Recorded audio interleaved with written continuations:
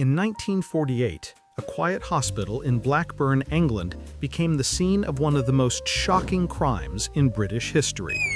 A 3-year-old girl was taken from her hospital bed, and within hours, her body was found on the hospital grounds.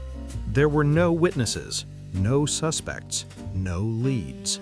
But a single perfect fingerprint left on a glass water bottle would spark the first mass fingerprinting operation in British history and forever change how forensic science solves crime.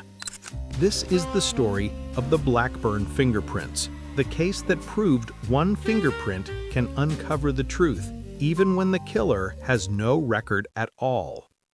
Our story begins at Queen's Park Hospital in Blackburn, Lancashire.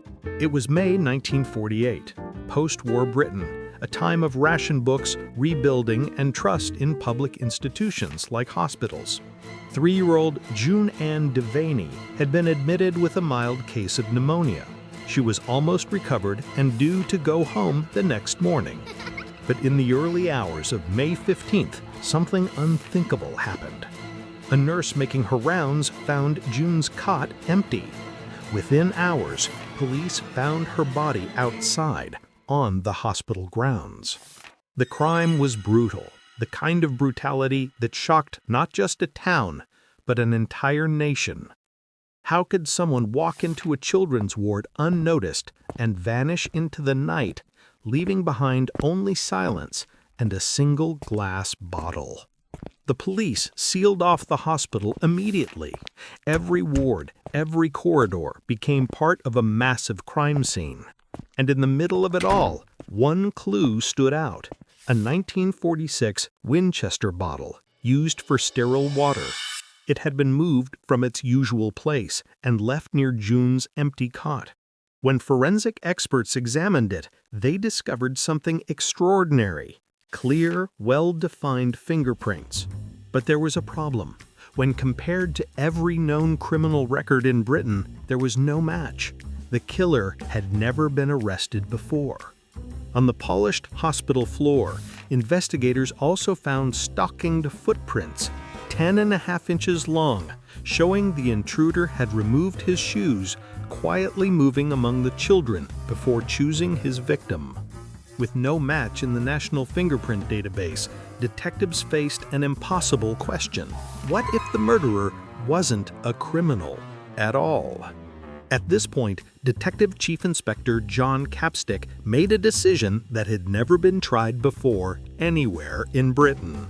If the killer's fingerprints weren't in the criminal files, then they would have to check every man in Blackburn. It was an unprecedented idea. Fingerprint every male over 16 in the town. This was 1948. No computers, no automation. Every fingerprint had to be compared by hand. Over 40,000 men would eventually be fingerprinted in a process that took months. Police went door to door, collecting prints and recording names, addresses, and even ration book numbers to ensure no one was missed. The community cooperated, motivated by outrage and a promise: once the killer was found, all fingerprints collected would be destroyed. Imagine your doorbell rings and police ask to take your fingerprints, not because you're a suspect, but because everyone is. To manage such a massive operation, police designed special fingerprint cards. Instead of taking all 10 fingers, they focused only on the prints that mattered: the same 3 fingers and part of the left palm that had touched the water bottle. This saved crucial time in what was essentially an analog city-wide data analysis project, long before computers could do it for them. First, they fingerprinted hospital staff, over 2,000 people, no match. Then they moved through every district in Blackburn, checking more than 35,000 homes, still no match. Weeks passed and frustration grew. Had the killer slipped through the cracks? And then a breakthrough, a clue hiding not in the fingerprints, but in Britain's wartime bureaucracy.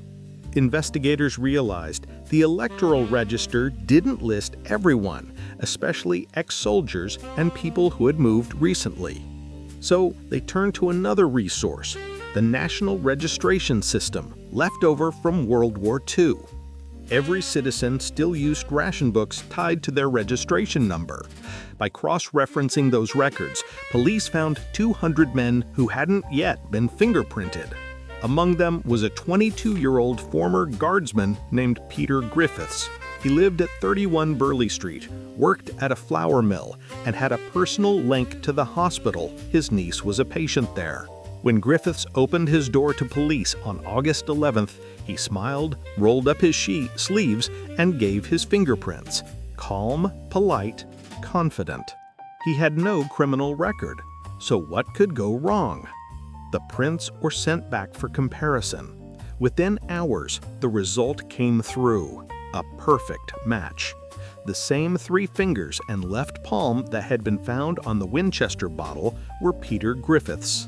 Police arrested him the next day. When confronted with the evidence, he confessed.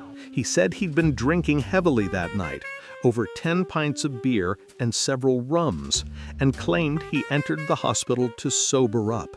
He admitted carrying June outside and killing her in what he called a fit of rage. His chilling confession ended with the words, "I hope I get what I deserve." But Griffiths wasn't finished. In court, he would try one final tactic to escape the noose. The trial took place in October 1948 at Lancaster Assizes. The prosecution built its case almost entirely on forensic science.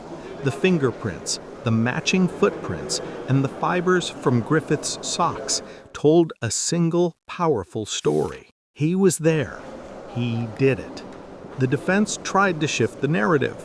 They claimed Griffiths was schizophrenic, that he wasn't in control of his actions. They even brought in psychiatric experts who pointed to a family history of mental illness. But the jury was not persuaded. In just 25 minutes, they returned a verdict of guilty. The hard evidence, the fingerprint, had spoken louder than psychology ever could. Peter Griffiths was executed by hanging on November 19, 1948. But the story doesn't end there. This case didn't just convict a killer, it transformed forensic science forever. The June Devaney case marked a turning point in forensic history. It proved for the first time that fingerprints could solve a crime even when the killer had no record at all. It validated dactyloscopy, fingerprint identification, as one of the most powerful tools in policing.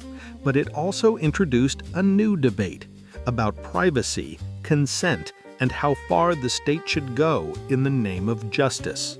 In 1948, the people of Blackburn willingly gave their fingerprints to catch a murderer. But when similar mass fingerprinting was proposed decades later, the public resisted.